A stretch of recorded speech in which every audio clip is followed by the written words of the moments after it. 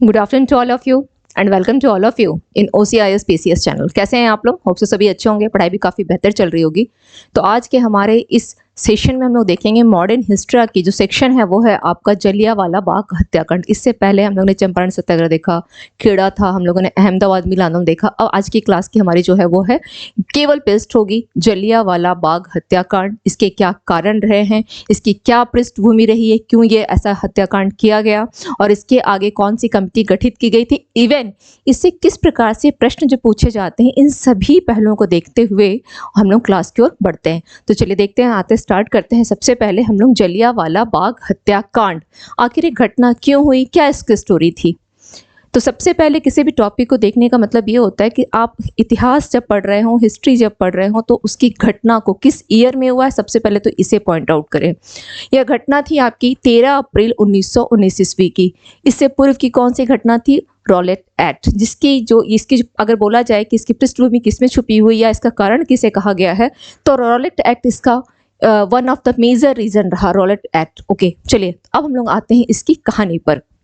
जलियांवाला बाग हत्याकांड, जलियांवाला बाग जो कि आपके पंजाब के अमृतसर में, अगर आप लोगों में से कभी किसी को मौका मिला होगा गोल्डन टेम्पल जाने का, तो अगर वहाँ आप गए होंगे तो आप में से कुछ स्टूडेंट देखे भी होंगे, घूमे भी होंगे, इस बाग में गए होंगे। और अगर नहीं गए हैं तो इतना बस जान लीजिए कि जहाँ पर यह जलियांवाला बाग है वहाँ से कुछ दूरी पर, तकरीबन 100 मीटर की दूरी पर या 100 से भी कम मीटर की दूरी पर आपका गोल्डन टेम्पल, अमृतसर में जो गोल्डन टेम्पल जो काफ़ी चर्चित है, वह गोल्डन टेम्पल वहाँ पर, और वहीं आपका जलियांवाला बाग भी है। यानी ये प्लेसेस कहाँ हो गए? पंजाब के अमृतसर में। अब ये घटना क्यों हुई? तो इसका कारण था रॉलेट एक्ट। रॉलेट एक्ट जो कि जिसे कहा गया था न वकील, न अपील, न दलील। क्यों कहा गया?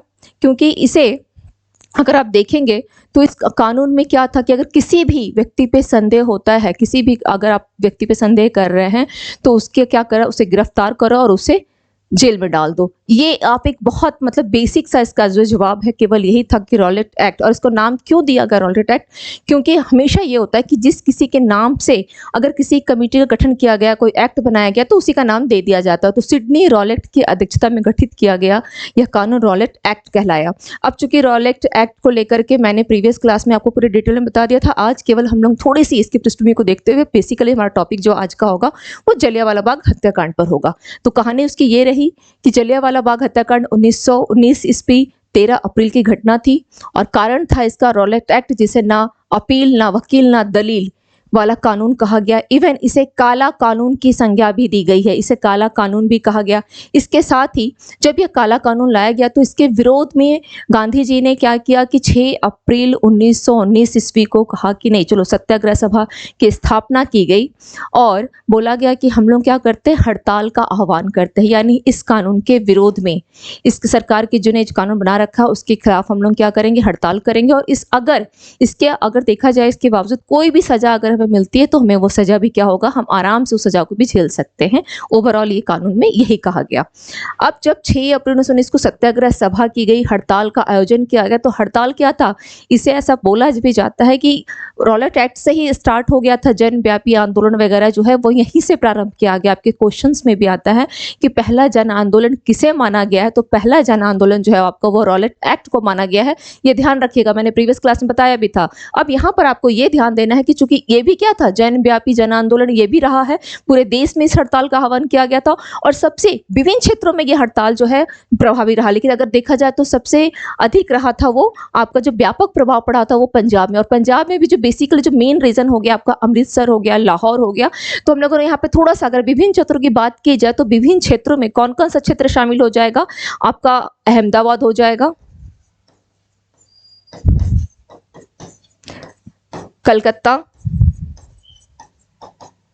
मुंबई,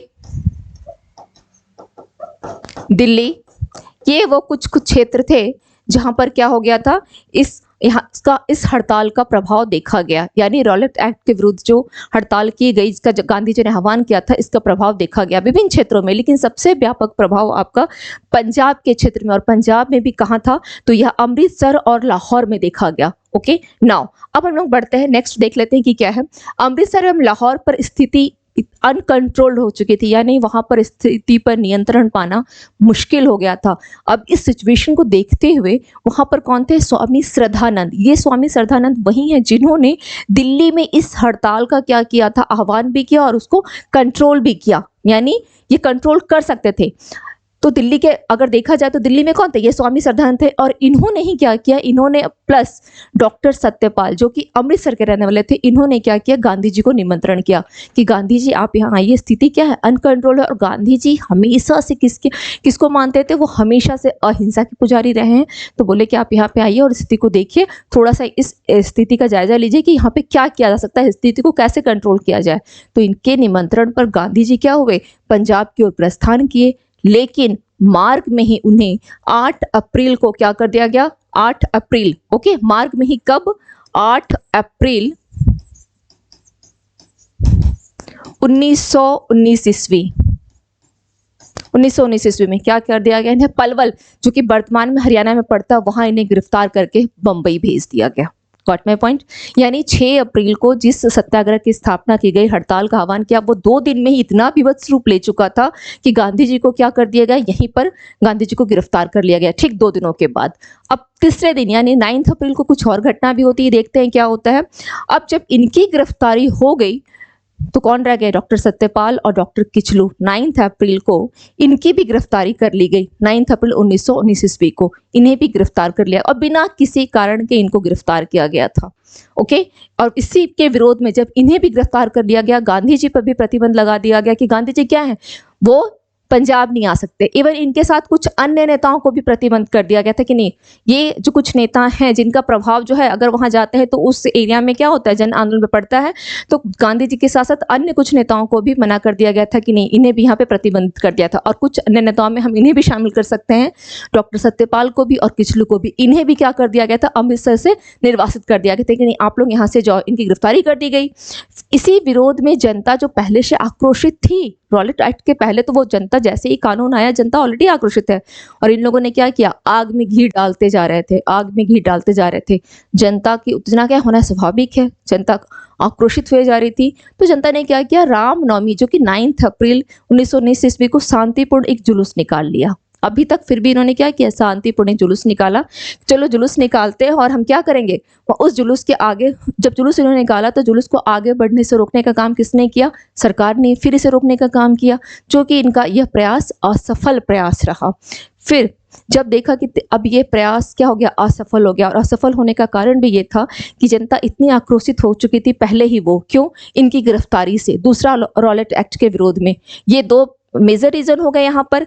अब वो क्या करे? तो उन लोगों ने कहा कि ठीक है, चलो, हम लोगों ने तो जुलूस निकाला और ये हमें रोकने की बार बार कोशिश कर रहे हैं, तो हम लोग 13 अप्रैल 1919 ईस्वी को इन लोगों ने एक जगह डिसाइड किया, जलियांवाला बाग, ओके, जो कि कहाँ है? अमृतसर में। इन्होंने डिसाइड किया कि चलो हम लोग सभी कोई वहाँ मिलते हैं। और यहाँ पर अधिकांश जो लोग हैं वो आसपास के गाँव से यहाँ पर एकत्र हुए थे, जिसमें कि महिलाएं भी थी, बच्चे भी थे, बूढ़े भी थे, पुरुष, मतलब संख्या जो है काफ़ी, वो ऐसा इसकी एक एग्जैक्ट आंकड़ा जो है वो किसी किताब में मेंशन नहीं है। सरकारी रिपोर्ट कुछ और बताती है, और जो यहाँ हमारी जो बुक्स है, जो इंडियन जो जितने भी आप बुक्स देखेंगे उसमें रिपोर्ट कुछ और है।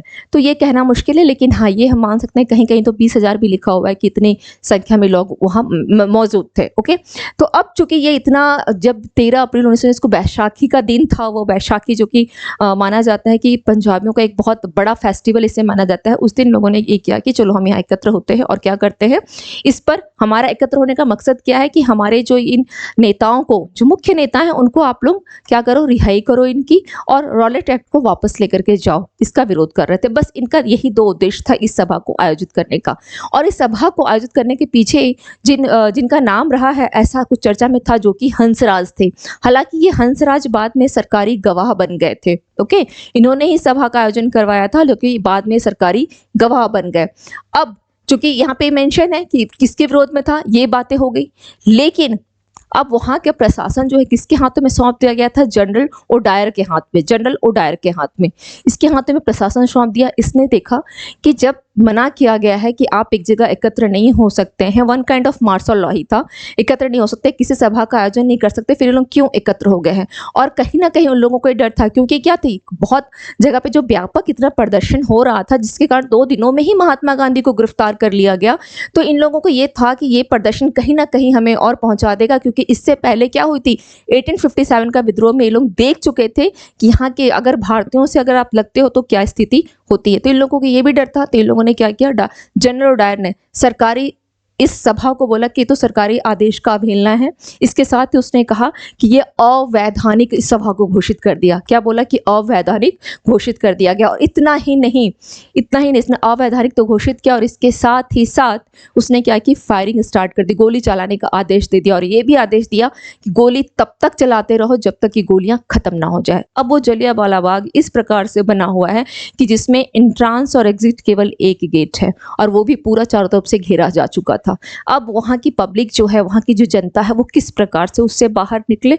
तो ये लोग अंधाधुंध फायरिंग करते रहे। अब वो तो निहत्थे थे, तो ऐसा सरकारी रिपोर्ट बोलता है कि करीब 379 लोगों की ही मृत्यु हुई, घायल हुए, दोनों की संख्या एक ही बताता है, लेकिन ऐसा नहीं है। हजारों की संख्या में डेथ हुई थी, हजारों की संख्या में। ओके, अब यहाँ से संबंधित, इस टॉपिक संबंधित जो प्रश्न पूछे जाते हैं, वो प्रश्न को मैंने यहाँ लिखा कि इस घटना के ऊपर दीनबंधु एफ एंड्रूज ने इसे क्या कहा था, जानबूझकर की गई हत्या कहा। क्वेश्चन पूछता है कि किसकी स्टेटमेंट है ये। ओके, जानबूझकर की गई हत्या निम्नलिखित में से किसकी स्टेटमेंट है? तो ध्यान रखिएगा, दीनबंधु एफ एंड्रूज, या आपके पास दे देगा कि दीनबंधु एफ एंड्रूज के द्वारा कही गई कौन सी स्टेटमेंट है। ओके, ये ध्यान रखना है। दूसरा है, मोस्ट ऑफ द टाइम यानी 100 टाइम से पूछ चुका होगा, रविंद्रनाथ टैगोर इन्होंने कौन सी उपाधि को वापस किया था? नाइट या सर की उपाधि को उन्होंने वापस कर दिया था। दूसरा है सर शंकरन नायन, जो कि वायसराय की कार्यकारिणी परिषद से इन्होंने भी इस्तीफा दे दिया। ये सारे सवाल पूछे जाते हैं। अब एक और सवाल जो आपके एग्जाम में एक बार पूछा जा चुका है, दोबारा नहीं पूछा गया है, लेकिन उसको आप ध्यान रखिएगा, ये पूछा जा सकता है।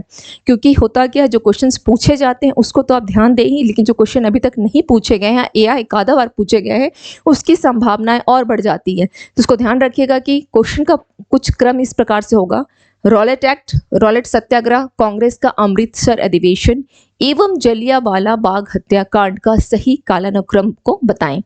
तो रॉलेट एक्ट अगर पूछा जाए तो 18 मार्च 1919, रॉलेट सत्याग्रह 6 अप्रैल 1919, क्योंकि गांधी जी ने 6 अप्रैल 1919 को सत्याग्रह सभा की स्थापना की थी, इसको ध्यान रखना है। नेक्स्ट है कांग्रेस का अमृतसर अधिवेशन, ये हुआ था आपका 26 से 30 दिसंबर 1919 ईस्वी में। एंड जलियांवाला बाग हत्याकांड 13 अप्रैल कब की घटना है? यह 1919 की। ओके, 13 अप्रैल 1919 की ये भी घटना है, तो इसको थोड़ा सा ध्यान रखिएगा। नाउ अब हम लोग इसके आगे देख लेते हैं। चूंकि अब घटना कहाँ तक पहुंच गई, ये तो हम लोगों ने देख लिया कि कितनी बीभत्स रूप हो गई, हत्याकांड हो चुका। अब इस हत्याकांड के बाद कांग्रेस के तरफ से बार बार अनुरोध करने पर, और जब देखा गया कि जनता भी क्या है, असंतोष फैली हुई है ब्रिटिश गवर्नमेंट के प्रति, तो सरकार को मजबूरी में, कोई उसने अच्छा इसने मजबूरी में उसने क्या किया, हंटर समिति या हंटर कमेटी का इसने गठन किया। कब किया? 1 अक्टूबर 1919 ईस्वी में, जिसमें कि 5 सदस्य आपके अंग्रेजी थे और 5 आपके भारतीय सदस्य थे। ओके, अब बात आती है कि 5 जो अंग्रेज सदस्य थे वो कौन कौन थे?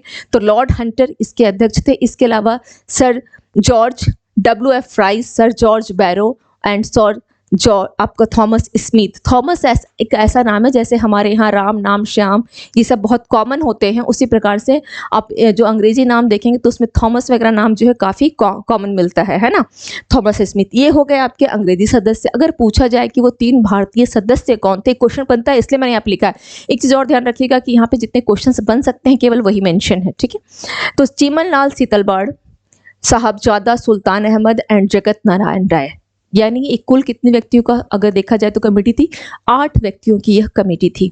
ओके, जिसमें 5 अंग्रेज सदस्य और 3 इसमें भारतीय सदस्य थे। इन लोगों ने अपनी रिपोर्ट कब दी? मार्च 1920 इसमें। तकरीबन चूंकि 1 अक्टूबर को कमेटी गठित की गई थी और 6 महीना होते होते इन्होंने अपना रिपोर्ट दे दिया। अब इनकी रिपोर्ट में ऐसा क्या मेंशन किया गया? तो इनकी रिपोर्ट को गांधी जी ने गांधी जी की टिप्पणी रही, ये ध्यान रखिएगा स्टेटमेंट को, पन्ने दर पन्ने निर्लज सरकारी लीपापोती बोला गया। आजकल एग्जाम का एक पैटर्न है कि जो स्टेटमेंट बोला जाता है वो काफ़ी ज़्यादा एग्जाम में आ रहा है, और ख़ास करके बिहार वाले एग्जाम में।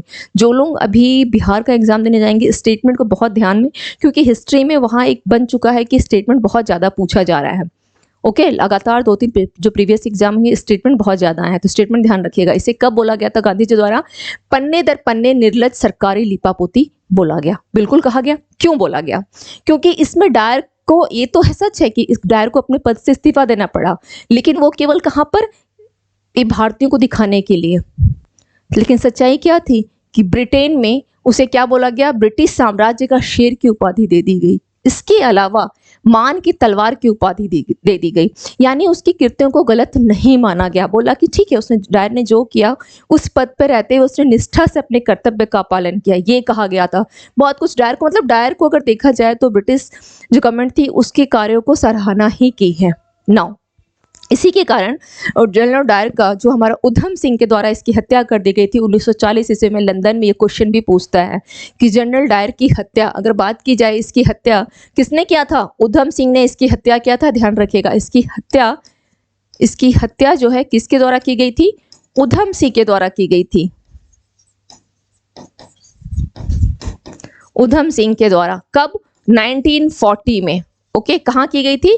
लंदन में। ये सवाल आपके एग्जाम में आते हैं, ये सवाल आपके एग्जाम में आता है। नाउ अब इसके बाद ये तो चलो हो गई कि ब्रिटिश गवर्नमेंट की तरफ से जो कमेटी गठित की गई, हंटर कमेटी। उसके बाद भारतीय कांग्रेस की तरफ से भी कमेटी गठित की गई थी, और वो थी आपकी तहकीकात कमेटी, जो कि 1919 ईस्वी में इसका भी गठन किया गया था, और इसके अध्यक्ष थे मदन मोहन मालवीय, एवं इसमें कुछ अन्य सदस्य भी थे, जैसे पंडित मोतीलाल नेहरू हो गए, या आपके गांधी जी हो गए, अब्बास तैयब जी हो गए, CR दास हो गए, प्रफुल्ल जयकर हो गए, ये इसके कुछ अन्य सदस्य रहे। तो अब इनकी भी रिपोर्ट आई। इन लोगों ने रिपोर्ट क्या दिया कि दोषी लोगों के खिलाफ कार्रवाई की जाए, और जो मृतक हैं उनके परिजनों को क्या की जाए? आर्थिक सहायता दी जाए। लेकिन सरकार ने क्या किया?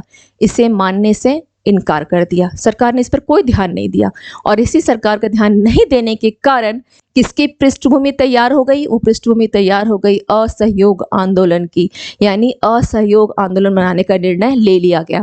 अब आप लोगों के पास जितने भी इंफॉर्मेशन थे जलियांवाला बाग हत्याकांड को लेकर के, मैंने वो दे दिया है।